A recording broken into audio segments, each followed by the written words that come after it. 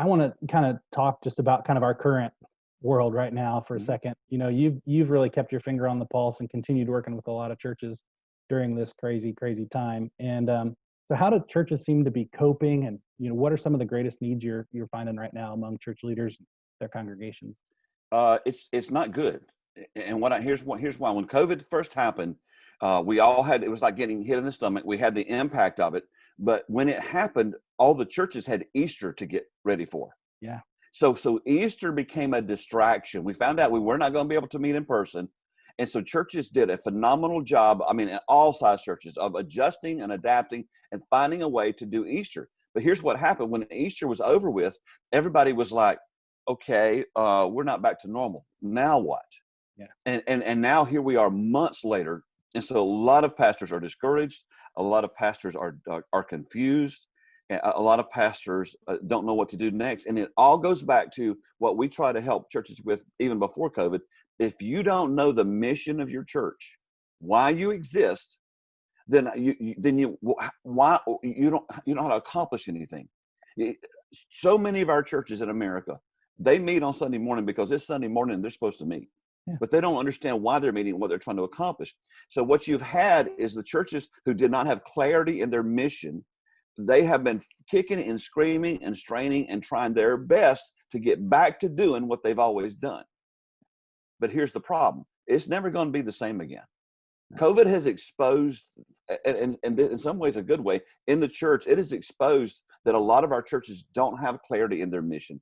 They don't have clarity in their vision. They don't know what they're trying to accomplish. And so they don't know what to do next. And so a lot of pastors, because are dealing with this, are very discouraged right now. yeah, And some are dealing with depression, and it's like they don't know where to turn next. yeah. That depression theme is a all too tragic and too frequent theme that we keep seeing if you follow church news and have your I ears want to open to say what's going on. 80% is a good guesstimate of the pastors that we are seeing, that we're working with. And I talk with pastors every week from all across America and other countries.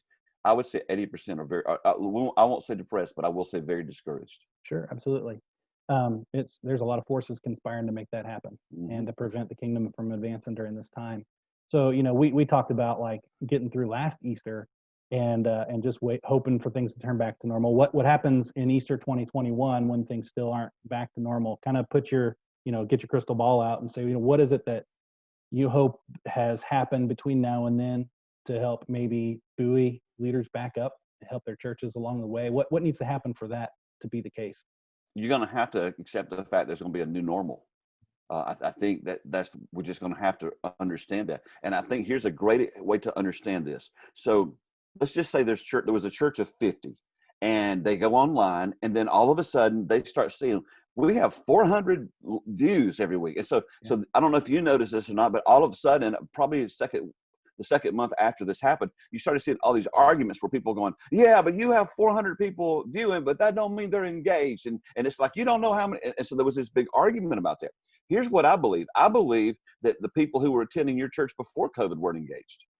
right, The difference is now they can click a button and go somewhere else. right. And if they could be honest, a lot of them are there. They're on their phone, but they're not taking notes. They're looking on the internet during church. And so what's going to happen? The exciting thing. See, I think there's some really exciting things coming out of the shutdown. We're gonna have to focus on our mission, as I mentioned earlier. But I believe we're going to find ways to connect with our community. I Love can that. take you to a church in South Carolina. They were running 100 people. And it's a comeback church because it was in an area that was really depressed. 100 people is what they're averaging, what they were running before COVID. They meet in the parking lot. They do the service over an FM transmitter, which I'm always like, why don't you just do it online?